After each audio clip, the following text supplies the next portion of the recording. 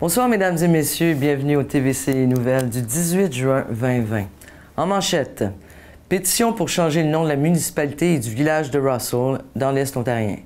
Rien ne va plus entre le maire d'Alfred Plantagenet et la députée Amanda Simard.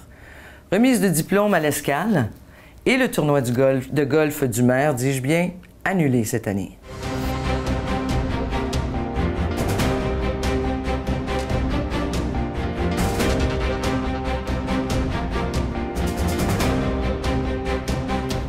On commence par la pétition. Une pétition a été lancée la semaine dernière sur Facebook demandant au maire de la municipalité de Russell, Pierre Leroux, de changer le nom qui avait été donné en l'honneur à Peter Russell, homme politique qui désirait conserver l'esclavage. Plus de 1500 personnes ont signé cette pétition qui a été lancée par un ancien résident de Russell, mais qui vit aujourd'hui depuis plusieurs années en Colombie-Britannique. De l'autre côté, ils sont plus de 2500 personnes à avoir signé une autre pétition qui s'oppose, quant à elle, au changement de nom. J'ai reçu Pierre Leroux dans mon émission « À la table ronde ». On peut en écouter un extrait. Elles viennent de cette personne-là. Ouais. So, si tu décides de changer le nom complet... C'est un cercle vicieux, oui. Tout le monde est attaché. So, qu'est-ce que tu dis? Le business qui est présenté, que ça fait 30-40 ans que je fais ma business avec tel nom, je suis fier d'un nom, mes clients sont fiers de ma business, mais là, ils vont se faire attaquer parce que, tu as gardé ton nom sachant que c'est quelqu'un qui était... Tu sais, tu mets tout ce monde-là dans une position très négative. Et tu sais, la municipalité de Russell... Et puis rien ne va plus entre le maire d'Alfred Plantagenet, Stéphane Sarrazin, et la députée provinciale libérale Amanda Simard. Mme Simard croit être au centre d'une campagne de salissage en lien avec des critiques d'élus locaux quant à son implication dans son comté pendant la pandémie. Quant à M. Sarrazin, eh bien, il campe sur ses positions quant aux importantes lacunes dans les responsabilités de la députée et que cela va bien au-delà de la COVID-19. Je les ai eus tous les deux en entrevue, on les écoute. Alors, M. Sarrazin, il y a une controverse avec la députée Amanda Simard. Qu'est-ce qui se passe? Vous dites qu'elle n'aide pas les municipalités, les maires? Qu'est-ce qui se passe actuellement? Bien, je pense que le sujet est revenu à la suite d'une question d'un reporter du droit qui nous demandait comment est-ce que c'était notre relation avec Amanda Simard. Puis j'ai tout simplement été honnête en disant que pour nous, on a un petit peu appris à se débrouiller par nous-mêmes parce que dans la première année où les maires ont, je parle des dernières élections, il y a certains maires qui étaient déjà là, mais moi, je suis nouveau. Puis dans la première année, aller à 18 mois, on n'avait pas vraiment l'appui d'Amanda Simard, elle n'était pas là pour nous. Donc, on a appris d'une façon à se faire des contacts, puis travailler autrement. Puis c'est tout simplement ça que j'ai dit. C'est pas un dossier qu'on a réouvert. C'est juste une continuité de notre relation du début du terme. Du début du terme. Vous dites, en ce moment, là, pendant la COVID, par contre, elle a communiqué avec tous les maires et elle vous a même écrit des courriels, je crois bien, vous disant qu'elle était là si vous aviez besoin d'aide et vous avez répondu que vous n'aviez pas besoin d'aide? Qu'est-ce que j'ai répondu, moi, dans notre cas? Je ne vais pas parler pour les autres maires. Moi, j'ai dit, si on a besoin de votre aide sur le dossier du COVID, je vais communiquer avec vous, mais il faut comprendre que par le temps qu'elle a communiqué avec nous, on a déjà eu peut-être des centaines de courriels qu'on avait échangés avec des représentants du gouvernement provincial. Tu sais, nous, on a, en tant que municipalité, on a des représentants qui nous sont assignés. Puis, si on regarde, on a une des représentantes qui est représentante du ministère des Affaires municipales et des Logements, qui est assignée à notre municipalité. Donc, pour le COVID, l'information, on l'avait toutes, les questions qu'on pouvait possiblement poser au provincial. Puis, tu sais, il faut se dire que cette information-là changeait de jour en jour. Donc, nous, on attendait toujours... écoute, il n'y a pas une journée qu'on n'a pas eu des communications du gouvernement provincial pour vous annoncer qu'il était pour avoir des changements, que certains processus étaient pour enclencher. Donc, on ne voyait pas vraiment la nécessité d'impliquer Amanda dans le dossier, mais oui, elle nous a demandé si elle pouvait aider. Vous lui avez dit que vous n'aviez pas besoin d'elle. Et vous avez aussi dit que maintenant, en Chambre, qu'elle est avec... avant, elle était indépendante, là, elle est avec le Parti libéral, qu'elle ne peut pas faire grand-chose. Pensez pas que c'est le contraire, qu'elle puisse poser des bonnes questions à Queen's Park? Bien, écoute, je pense que c'est à Amanda de prouver qu'elle peut faire un bon travail en tant que membre du parti de l'opposition. Parce qu'écoute, il ne faut pas se le cacher, on a eu M. Jean-Marc Lalonde à l'époque qui était à l'opposition, puis qui a été capable de travailler, qui a fait des belles choses pareilles. Puis écoute, quand on va à Toronto aujourd'hui, on était assis avec quelques membres du cabinet du ministre de l'Énergie, qui sont des membres conservateurs, puis qui nous ont demandé comment est-ce qu'allait M. Lalonde, qui avait eu une bonne, comment je dirais ça, c'était un bon contact pour eux autres, qui avaient bien travaillé ensemble. Bien là, c'est peut-être le tour d'Amanda à nous prouver le contraire. Mais c'est ça, si la communication se fait plus et plus souvent entre elle et les maires de la région, c'est plus facile pour la députée, pour n'importe quel député de s'asseoir en chambre et de discuter de dossiers qui vous touchent. Bien, je pense qu'Amanda Simard n'a pas besoin d'un appel des maires pour savoir quels dossiers qui sont prioritaires dans Glengarry Prescott Russell. On le sait tous, Amanda a été conseillère pour la municipalité de Russell. On le sait tous, c'est quoi les dossiers chauds, les dossiers d'infrastructures routières, les dossiers d'infrastructures eau et goût. Toutes les municipalités ont les mêmes défis. Nous, pour notre part, on parle de l'élargissement de la 17 à l'est d'Ottawa. C'est-à-dire, on n'a pas besoin d'appeler Amanda pour lui dire que c'est un dossier chaud, puis que nos résidents qui attendent 2 heures à chaque matin dans le trafic pour aller à leur emploi à Ottawa, bien, on n'a pas besoin de lever le téléphone pour ça. Ça, c'est des dossiers qui devraient automatiquement travailler dessus, puis qu'on n'a pas besoin de rapporter au sujet. Okay. Donc, de dire qu'elle attend notre appel pour travailler sur des dossiers, c'est bon. OK. Actuellement, elle parle de... elle a dit que c'était une stratégie politique de votre part. Qu'est-ce que vous dites de ça? Ben moi, on m'a posé la question. Quelle était notre comment je dirais ça, comment est-ce qu'on travaillait avec la députée? J'ai simplement répondu, là, puis écoute, honnêtement, je vais dire que par la suite, j'ai vu qu'après ma réponse, Amanda, elle a sorti un post sur Facebook à mon sujet. J'aurais aimé ça le voir, mais par le temps que j'ai été pour voir le Facebook d'Amanda Simard, j'ai réalisé que j'étais bloqué, puis je ne pouvais pas commenter. Puis c'est des amis proches de moi qui m'ont envoyé une capture d'écran pour me dire « Regarde, Amanda répond ça de toi ». Puis j'ai été un peu déçu, tu sais, c'est de l'information contrôlée. Facebook, c'est là pour donner des nouvelles, mais aussi pour pouvoir les gens commenter, tout en gardant le respect. On voit que vous êtes à couteau tiré. Idéalement, il faudrait que les tirs s'ajustent. Qu'est-ce qui va se passer si vous n'avez pas d'aide? Vous me dites que vous avez d'autres aides du gouvernement provincial, mais il me semble qu'il faudrait arriver, non, à un juste milieu? Bien, absolument. Puis écoutez, là, quand que je dis que dans la première année, là, puis on parle de 12 mois à 18 mois, qu'on n'a pas eu d'aide d'Amanda, je parle pas juste des 8 maires et les 9 maires de Glengarry Prescott Russell. Moi, là, faut que tu comprennes qu'en tant que maire, je suis très proche de mes organismes locaux, je suis très proche de mes médias, puis ça semble être la même histoire pour les médias, les organismes. Il y a plein d'organismes qui me disent, écoute, on a envoyé des courriels à Amanda, on n'a rien eu, elle n'est pas là pour nous autres. Moi, je fais rien que répéter ça, qu'est-ce que les gens me disent, c'est mon devoir en tant que citoyen.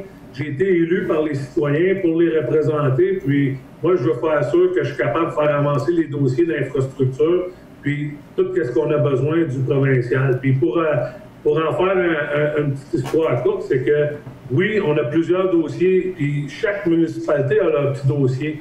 Moi, j'ai le dossier du collège d'Alfred, où est-ce que j'ai demandé une visite du ministre de l'Agriculture, M. Hardeman, pour venir à Alfred. Bien, M. Hardeman est venu avec le député, M. Jim McDonnell, pour faire la visite. Donc, tu sais, pour nous, là, il nous manquerait, puis je te dis pas on n'en viendra pas à bout, mais il nous manquerait une petite ligne directe avec le gouvernement provincial. Et puis, il y a eu un article dans le droit de Denis Gratton, en fait, un éditorial, dont le titre était « Le cash avant la francophonie ». Pourquoi ce titre, ce type de titre? Qu'est-ce qui se passe? Bien, je sais que les maires sont souvent vus comme des personnes qui veulent aller chercher de l'argent au provincial et au fédéral. Il faut comprendre que quand on va chercher de l'argent au provincial et au fédéral, c'est pas pour renflouer nos coffres à la municipalité, c'est pour les infrastructures. Puis comme je mentionnais, ça peut aider à des projets comme celui de l'élargissement de la route 17. Ça, c'est des projets primordiaux pour nos citoyens. Puis si je peux en venir à la francophonie, je suis d'accord, c'est un sujet très important. Je suis francophone, je viens de 2 familles francophones. Je suis content d'être francophone, mais il ne faut pas oublier qu'Amanda représente Glengarry Prescott Russell, qui comprend peut-être 40% des anglophones. Quand moi j'ai été élu en tant que maire, je n'ai pas été élu pour juste représenter les francophones. J'ai été élu pour représenter les citoyens. Donc, pour ça, des fois, tu sais, faut faire attention, là. Il y a d'autres dossiers que la francophonie. C'est sûr que c'est important, mais les dossiers de sécurité des infrastructures routières, on le sait, présentement, on travaille sur un viaduc à Hawkesbury sur la route 34. On est en discussion avec le ministère du Transport. On n'est pas content de la façon dont ça se déroule. Ils veulent partir de 4 voies à 2 voies, qui, à notre avis, ça ne sera pas sécuritaire. Mais toutes ces choses-là, tu sais, ça aussi, c'est important. C'est un autre élément que la sécurité de nos citoyens, c'est important, à mon avis. Donc, pour vous, la députée ne s'occupe de la francophonie? Bien, je pense qu'elle a fait une bonne job. Elle est devenue l'emblème de la francophonie. Puis, j'ôte pas ça. Les gens l'adorent, puis la voient comme la personne qui a sauvé les services francophones en Ontario. Mais c'est ça, il y a autre dossier que ça. OK. Merci beaucoup, M. Sarrazin.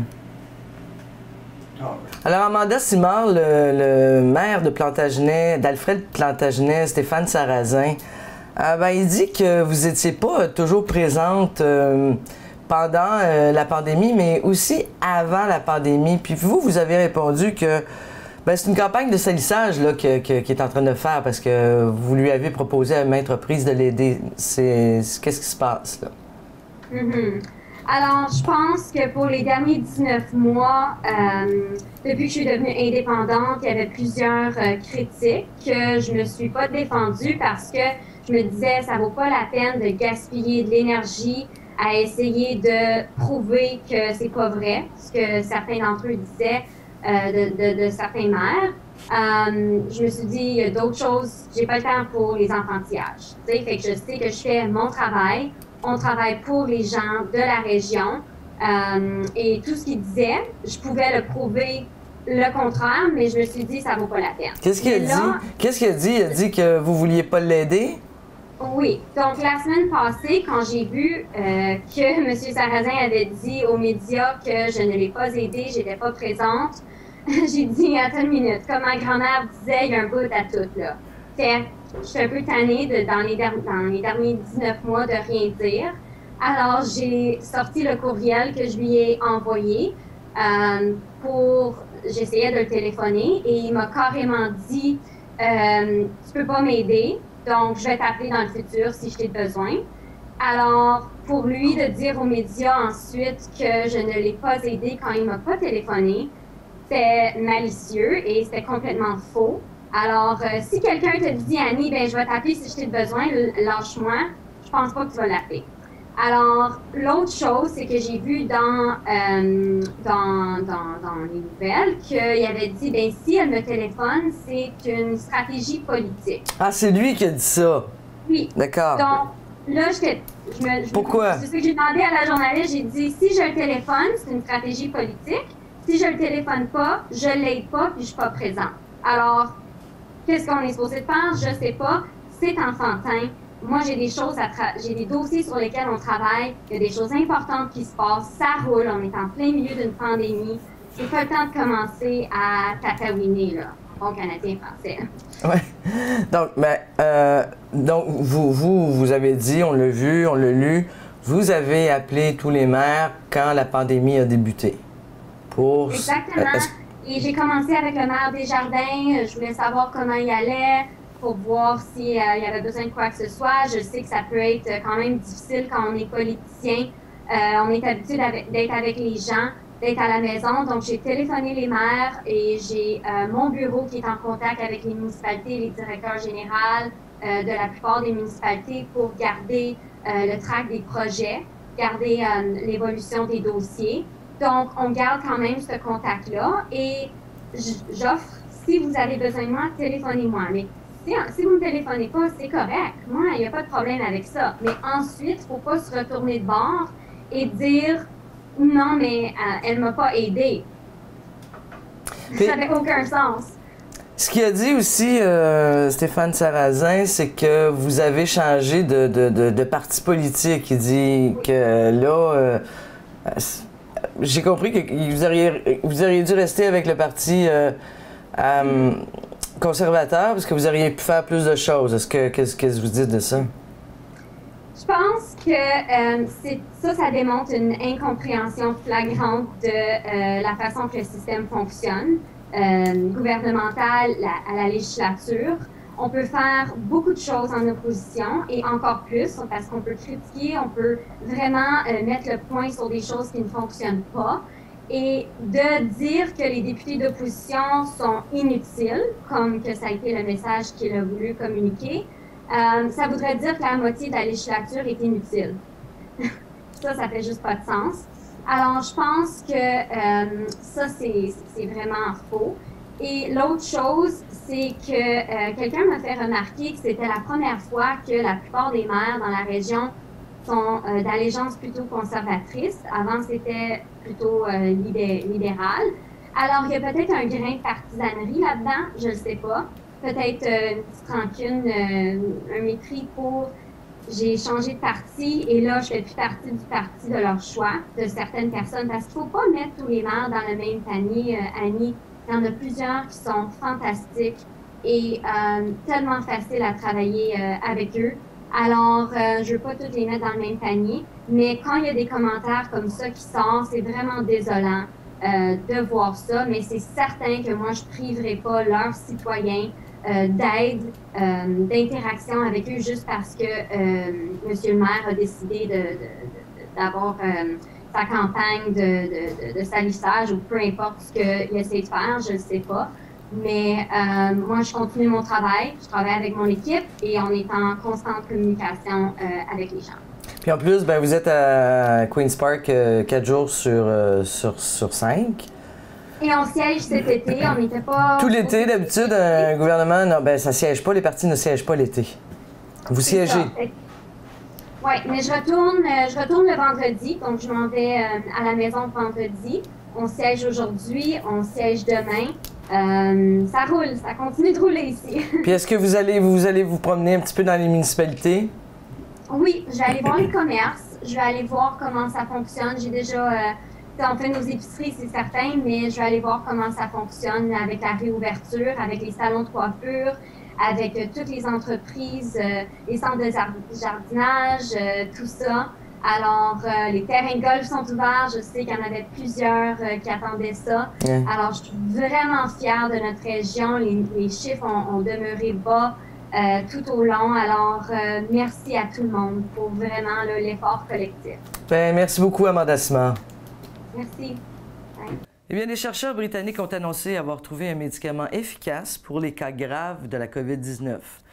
La dexaméthasone Un corticostéroïde, deux mots qui ne sont pas très faciles, réduit du tiers la mortalité chez les patients qui doivent être intubés ou encore alimentés en oxygène. Des chercheurs montréalais vont commencer à tester au cours des prochains jours un corticostéroïde moins puissant, utilisé notamment par les asthmatiques, par exemple, sur des patients ayant un diagnostic de COVID-19 et des symptômes, mais n'ayant pas besoin d'être hospitalisés. Eh bien voilà, autre chose, quelque chose d'important quand même, il est interdit de chanter dans les restaurants et les bars en Ontario. Les directives préparées pour les restaurants et les bars indiquent que le chant et la danse sont interdits dans les espaces extérieurs où les clients sont actuellement autorisés à se réunir en nombre limité. Les documents indiquent aussi que le chant est également interdit dans les garderies et découragé dans les lieux de culte qui ont reçu le feu vert pour ouvrir leurs portes à travers l'Ontario la semaine dernière.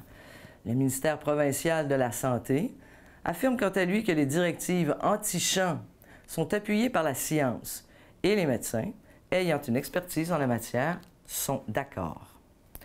Le docteur Bogosh de l'Hôpital général de Toronto a déclaré que les règles peuvent sembler extrêmes, mais qu'elles découlent probablement d'une tragédie qui s'est déroulée aux États-Unis au début du confinement dans ce pays. Un rapport publié par les Centers for Disease Control and Prevention, le nouveau coronavirus a touché une chorale de l'État de Washington qui s'était réunie pour des répétitions début mars. Le rapport a révélé que 2 membres de la Skagit Valley Choral sont décédés de la COVID-19 et que jusqu'à 87 % des membres de la chorale ont été des cas confirmés ou encore probables. Les lignes directrices de l'Ontario varient légèrement selon le secteur. Les conseils aux restaurants stipulant qu'aucune danse ou chant ne peut être autorisé dans les secteurs extérieurs, qui sont les seuls autorisés à être utilisés pendant l'étape 2. Les directives concernant les lieux de culte actuellement autorisés à fonctionner à 30 % de leur capacité dans toute la province, elles sont encore plus précises. Le gouvernement a stipulé que les fidèles devraient s'abstenir de chanter et laisser la tâche à un chanteur solo placé à plus ou moins 4 mètres des gens réunis dans l'église. Les instruments à vent sont également déconseillés selon les mêmes directives. On change de sujet, on s'en va avec les tiques. Le Bureau de santé de l'Est de l'Ontario, le BSEO, offre une fois de plus cette année des cartes d'extraction de tiques gratuites aux résidents de la région. Les cartes à tiques peuvent faciliter l'extraction des tiques qui sont fixées à la peau. On peut se les procurer dans certains magasins de la région du BSEO, comme les pharmacies Jean Coutu. On retrouve la liste, vous pourrez retrouver la liste de ces pharmacies sur le site web du BSEO. Mais il faut savoir que les populations de tiques à pattes noires qui peuvent donner la maladie de Lyme aux humains augmentent dans bien des secteurs des 5 comtés de l'Est. La région du BSEO comporte des secteurs à risque qui sont connus, notamment des endroits où les tiques à pattes noires ont été recensés et où les gens peuvent entrer en contact avec des tiques qui sont infectés. Le risque de transmission de la maladie de Lyme d'une tique à un humain est très faible si celle-ci reste agrippée pendant moins de 24 heures. Mais ce risque augmente naturellement si la tique infectée est attachée pendant plus de 24 heures. Si l'infection qui cause la maladie de Lyme n'est pas dépistée et traitée à temps, les symptômes peuvent durer pendant des mois, voire même des années, et causer de graves problèmes de santé pouvant affecter le cœur, le système nerveux et les joints. On ressent également une énorme fatigue et ça nous empêche de travailler. Voilà pour ça, l'Association des juristes d'expression française de l'Ontario se réjouit de la décision de la Cour suprême du Canada quant à l'avenir de l'éducation en langue française en Colombie-Britannique. Cette décision aura un impact majeur pour le milieu éducatif francophone dans toutes les provinces et territoires du pays. Maître Nadia Effendi, présidente de l'AGEFO, pour elle, c'est une grande victoire parce qu'en reconnaissant les droits des francophones et en leur offrant les moyens financiers pour soutenir l'éducation en français, via la Cour suprême du Canada, elle reconnaît d'une part que les provinces ne peuvent ignorer la Charte canadienne des droits et libertés et d'autre part que la vitalité du français au Canada passe par un soutien effectif et bien sûr équitable. Eh bien, on s'en vient ici à Rockland. C'est aujourd'hui jeudi que les élèves de l'école secondaire catholique L'Escale ont reçu leur diplôme. Le tout s'est passé à l'extérieur avec un maximum de 10 personnes sur le site à la fois. Une fin d'année bien spéciale pour tous, mais qui a souligné avec tendresse quand même la fin du parcours scolaire des élèves de la 12e année à L'Escale. On regarde les images. Brassard! Donc, Brassard! Pour ton diplôme d'études secondaires de l'Ontario, avec une majeure haute spécialisation en construction. Tu obtiens également le mérite scolaire de l'Ontario, ainsi qu'une bourse de Friendly's Restaurant et Pizzeria et Roxborough Busline d'une valeur de 150 $.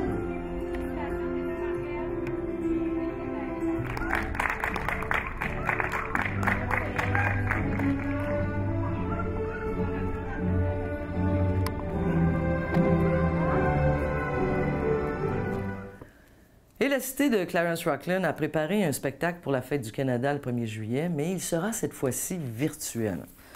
Le spectacle sera présenté sur la page web de la cité et sur les ondes de TVC 22, votre TV, de 9h30 à midi.